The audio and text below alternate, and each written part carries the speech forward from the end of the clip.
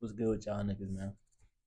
Alright, so look, today's video is about seeking outside validation and the negative effects of doing so. I want to start off by saying, if you're doing something only because you want to be praised by others or because you're seeking validation outside of yourself, then you're already fighting a losing battle, bro. You're fighting a losing battle because when the time comes where you're not getting validation or the praise isn't coming as quick as you hoped it would, you're going to quit doing what you were doing in the first place.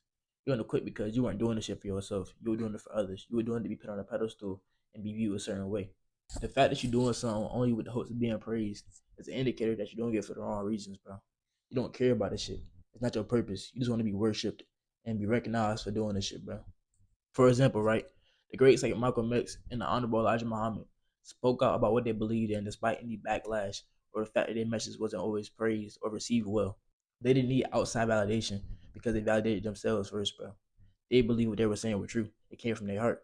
So they didn't give a fuck if you believed it or not. And that goes for any great in any respective field, bro. They keep working towards their goal, whether they're frowned upon and hated or they're praised and loved. Nigga LeBron, bro. He was loved. He left Cleveland and niggas hated him, but they was burning jerseys, all this dumb shit.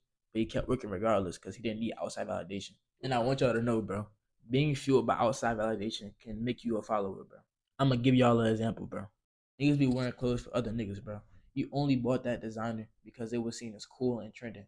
You don't actually care about that shit. You just want to fit in and have your ego validated by others, bro. 10 years ago, them fat ass Balenciagas niggas wearing was not seen as cool. But now because everybody else think they're cool, you think they're hard too, bro, don't you?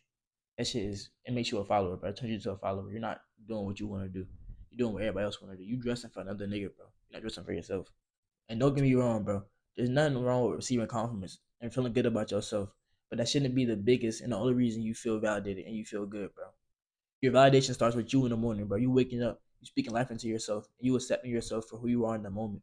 That's the biggest and the best form of validation you're gonna ever get in your life, bro. Hey, bro.